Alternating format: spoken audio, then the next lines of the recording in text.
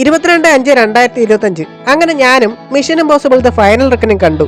Exam വരുന്നതുകൊണ്ട് wife അവളുടെ വീട്ടിൽ പോരുന്നതിനാൽ ഇത്തവണ ഒറ്റയ്ക്കാണ് ഞാൻ സിനിമയ്ക്ക് പോയത്. ട്രിവാൻഡ്രത്തെ ഏരീസ് ഫ്ലെക്സിലെ ഓഡി 1-ൽ വൈകുന്നേരത്തെ 6:30ക്കുള്ള ഷോയ്ക്കാണ് ഞാൻ പോയത്. അവിടെ ചെന്നപ്പോൾ അവർ ഇതുപോലത്തെ ഒരു കാർഡ് എനിക്ക് തന്നു. സൊമാറ്റോയുടെ ഡിസ്ട്രിക്ട് എന്ന് പറയുന്ന ഒരു ആപ്പിനെ കുറിച്ചുള്ള കാർഡാണിത്.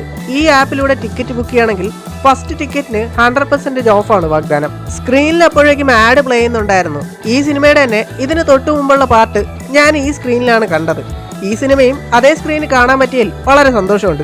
കൃത്യസമയത്ത് തന്നെ സിനിമ തുടങ്ങി. ടോം ക്രൂസിന്റെ ഇൻട്രോ ഒക്കെ വളരെ നന്നായിരുന്നു. അതുപോലെ തന്നെ മറ്റുള്ള ആർട്ടിസ്റ്റുകളും അവരവരുടെ ഭാഗങ്ങൾ വളരെ നന്നായിട്ട് തന്നെ കൈകാര്യം ചെയ്തിട്ടുണ്ട്.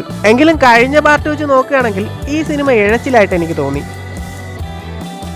സിനിമ തുടങ്ങി കുറച്ച് കഴിഞ്ഞിട്ടാണ് ടൈറ്റിൽ കാണിക്കുന്നത്. കുറെ കഴിഞ്ഞപ്പോൾ ബ്രേക്കായി. ഇത്തവണ ബ്രേക്കിന് ഞാൻ പ്രത്യേകിച്ചൊന്നും വാങ്ങാൻ നിന്നില്ല. അങ്ങനെ ബ്രേക്ക് കഴിഞ്ഞ് വീണ്ടും സിനിമ തുടങ്ങി. മിഷൻ ഇമ്പോസിബിൾ സീരീസ് ഈ സിനിമയോടുകൂടി തീരുന്നുണ്ടോന്നറിയില്ല. സീരീസിലെ പല ക്യാരക്ടേഴ്സിനെയും ഈ സിനിമയിൽ കാണിക്കുന്നുണ്ടായിരുന്നു. എന്തൊക്കെ തന്നെയായാലും ടോം ക്രൂസിന്റെ സ്റ്റണ്ടൊക്കെ ഗംഭീരം തന്നെയായിരുന്നു. അദ്ദേഹം ഈ പ്രായത്തിലും ഈ സ്റ്റണ്ടൊക്കെ ചെയ്യുന്നത് പ്രശംസ അർഹിക്കുന്ന ഒരു കാര്യം തന്നെയാണ്.